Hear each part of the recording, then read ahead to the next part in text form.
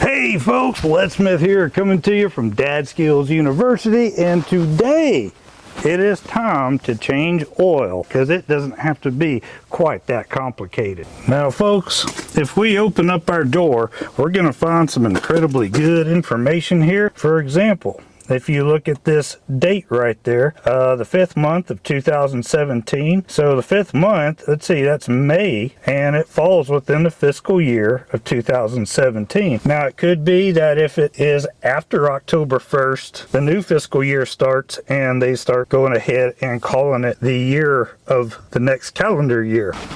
All right, folks, let's get that hood open. We can confirm the engine size. Let's come over here to another decal that's most likely on your vehicle, where it says engine displacement 2 liters. Now sometimes we get pretty lucky and we will find the type of oil that we're supposed to use. For example, they put a SAE 0W20, but this also does not give you the amount of oil that you need. Be prepared to do a little bit of research to see exactly what your vehicle takes. Right next to it we have our good friend the dipstick. I'm also going to go ahead and take this cap off and I'm going to set it right here. That's actually the hood latch, and the thing is, if I get in a hurry, something happens, or I got to put this thing together real fast, I want to make sure that I don't forget to put the cap on. I'm not going to be able to close the hood without that cap being removed from that latch. A lot of times dipsticks are being done away with, where our dash on a lot of European vehicles is now telling us how much oil we have. Also, the filters are not all metal screw-ons like they used to be. They're made out of just paper, and you insert them into a pre-fit cartridge assembly and you replace just that paper portion. But really and truly, it's all the same. It's time to head under there. This is not any fun in the driveway, but hey, it's cool. I got my cardboard. Let's make it happen, because not just a regular dad, mighty dad. Mazda put this wonderful skid plate underneath, and this is enough of a reason for a lot of people to want to skip doing their oil change. This is not easy to fool with in a driveway. However, we do have an access panel right here, and we're going to go ahead and pop this off. I'm going to show you a little bit about the hardware that's involved. So take a look here. These are little plastic rivets, and they make a tool for them, but I've never really used them. All we're really doing is pulling the middle section of the rivet out and setting her aside, and this piece will come out. Let's see if I can give you a decent view of this thing. They do wear out. They're annoying to work with, so chances are your oil change extraordinaire downtown is probably not even going to put this cover back on. This whole underside actually seems to stay really clean. Under the hood is very clean for a vehicle that spends a very large amount of its time on a dusty road. So I don't keep these tight. No need to. We'll go ahead and pull this guy off, and looky there. Oil filter, oil plug. So once that's out of the way, this is actually a very simple car to change the oil on. Odd thing is I've got an Allen head socket instead of a regular style that you use a wrench on. If you got a Mazda 3 with a 2 liter, if you have this type of drain plug, good chance, I believe that's a 8mm. We're gonna go ahead and take this loose. Hopefully we can do this without making too bad of a mess. Let's see what happens. There we go. While that's draining, I'm just kind of cleaning up my hands a little bit. I also want to pull the oil filter off. If you have the ability to, try to get the oil nice and hot before you drain it. If you can take it for a good little drive, hotter oil will not only drain a little bit faster, it also allows for a lot of the gunk that would otherwise be stuck to the oil pan walls and that sort of thing to actually be floating around, so it gives it a chance to flow out. This is a tool I really like. Had it for many years. So these days a lot of people are poking holes in their oil filters, and I guess they're doing that because they want it to be able to drain. Yeah, that's cool, I guess, but a lot of times I'll just take mine partially loose and allow it to drain that way. I don't know if there's too much difference in doing it like this. What I do know is if I find myself having to put the old filter back on, I'm probably better off not having a hole in it. Tomato, tomato.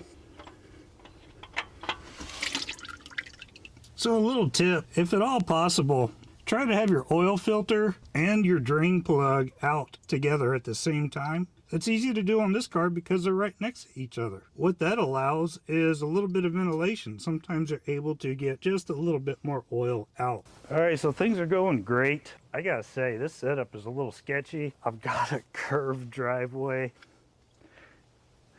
Try to avoid having to do it like this. So anyways, what we ought to go ahead and do now is put our drain plug back in and put our filter on.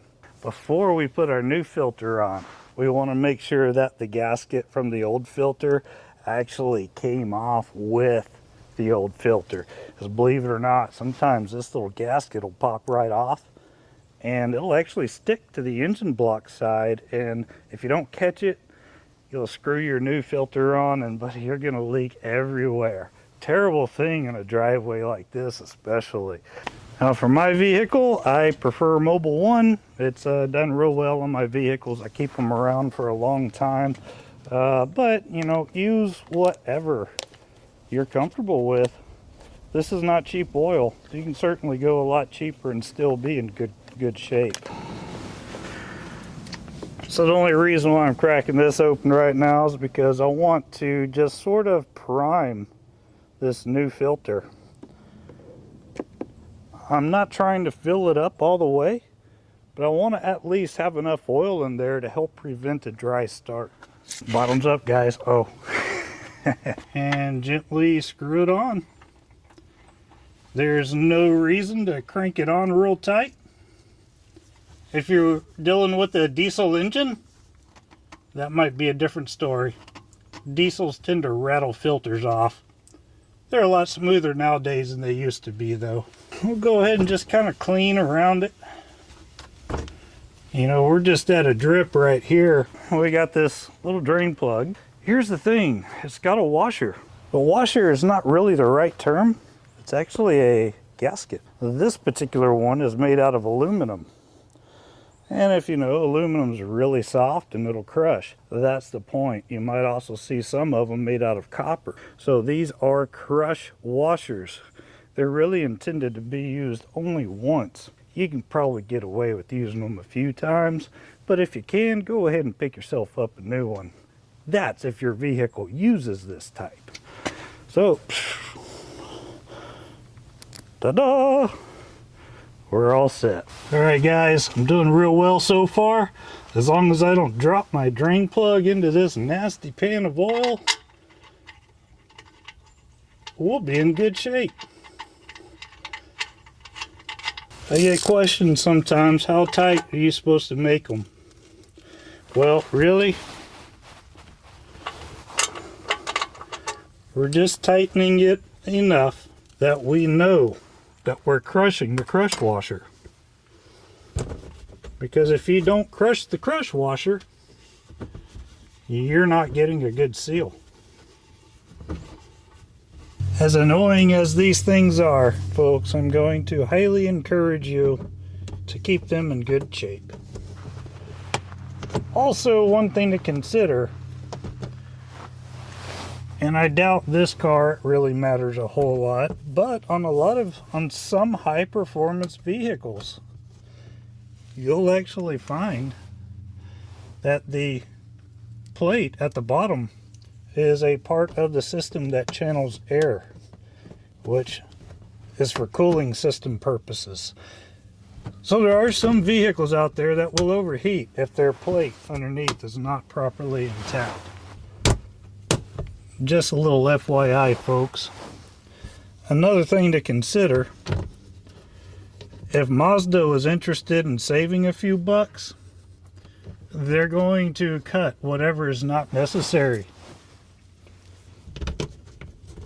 I promise you, if this was not necessary, Mazda could have saved a whole lot of money by leaving them off.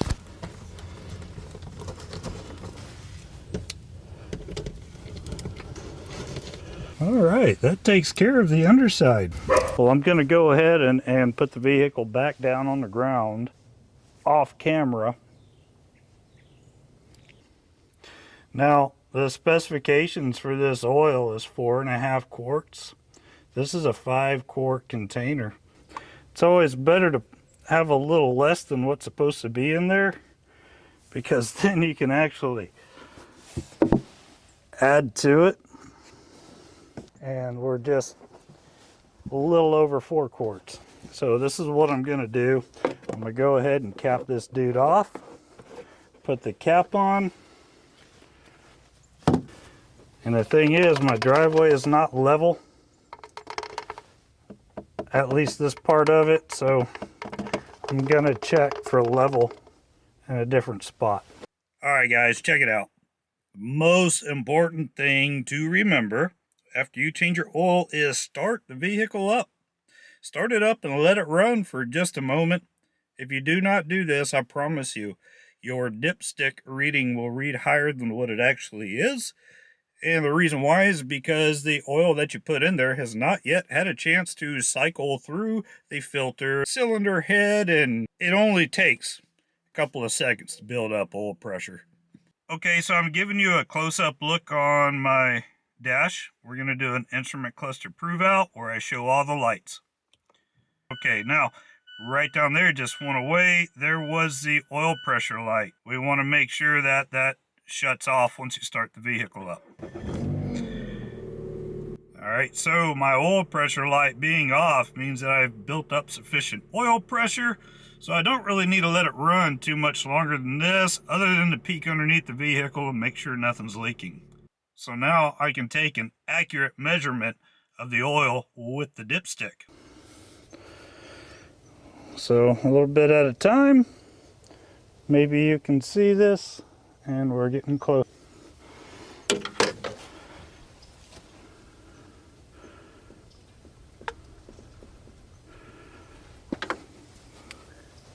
Now we don't have to start it again because we only have to do it that one initial time. All we're doing now is topping it up. That brings us right there to the very tip. And this is a completed oil change, guys. LeadSmith out.